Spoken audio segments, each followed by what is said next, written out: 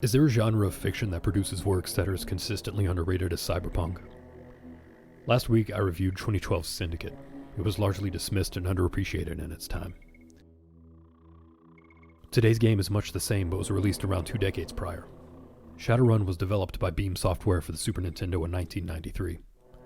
You controlled Jake Armitage, a mixture of references to Neuromancer and Rutger Hauer's character from Split Second, which I only just learned thanks to Indigo Gaming's recent video, which you should totally go check out, by the way, link down in the description. The game begins with a small cutscene of you being gunned down in a gritty, future Seattle, but not just any Seattle. Shadowrun comes complete with all the cyberpunk trappings: mega corporations, neural network interfacing, dystopian cityscapes. But in the Shadowrun universe, magic has been reawakened. So, yeah, you're punching deck, hacking the corporations, engaging in industrial espionage, but your fellow Shadowrunners are elves, dwarves, and a punk rock fox lady. And you're squaring off against orcs, vampires, and ghouls. You take control of Jake right after rolling off a slab in the morgue, feeling mostly dead, and with a bad case of amnesia, it's up to you to figure out who tried to kill you and why. It's an interesting, if somewhat cliched setup, but overall the story is entertaining, and while it's loosely based on the Shadowrun novel, Never Deal with a Dragon, it more heavily relies on a modified version of a William Gibson short story from Burning Chrome. But I'm not trying to reveal too much. No spoilers here. Like any good cyberpunk world, there's a mystery to solve, and your main method of investigation is using the game's keyword mechanic. You see, Shadowrun is part interactive novel, part adventure game, and part RPG.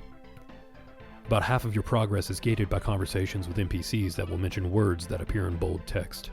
Any word that appears in bold is learned by Jake and can then be used in conversation with other characters. So progress is knowing the right word to say to the right person. For example, in the first area, you have to learn the term Lone Star from one NPC, and then ask about Lone Star when talking to this shady dude, and he'll sell you a badge. You can then equip the badge and gain access to a key item. The system works okay, but towards the end of the game, when your dialogue options span 3 different pages, it becomes a bit of a chore.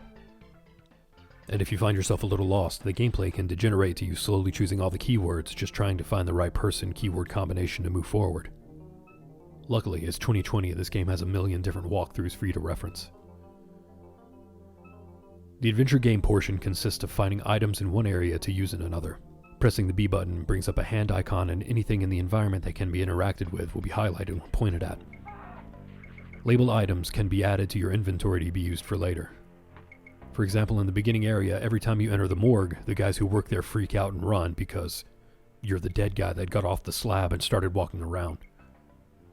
But pick up a pair of sunglasses from one area and equip them before walking in, and you're totally disguised. Now you can carry on a conversation and continue to make progress. Now, like any good adventure game, you will encounter some moon logic.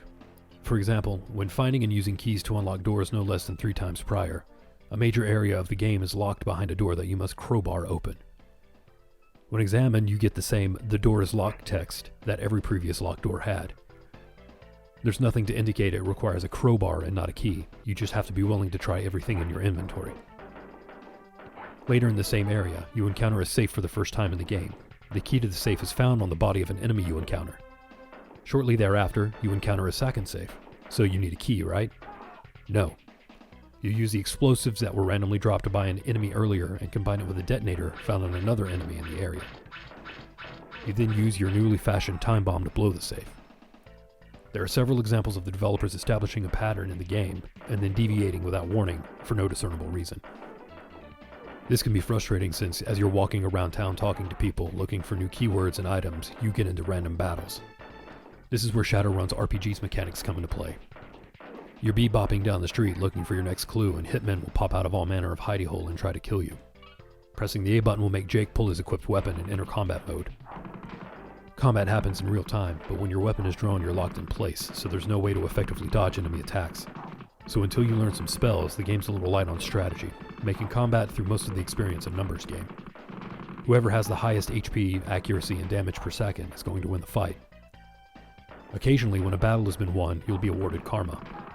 Karma are skill points that can be allotted to Jake's various attributes. But if you feel like Jake isn't enough to tackle a situation, you can always hire backup. Head to any bar in the game and you'll find fellow Shadowrunners that'll be glad to help you out, if you can afford them. Overall, Shadowrun is a great game.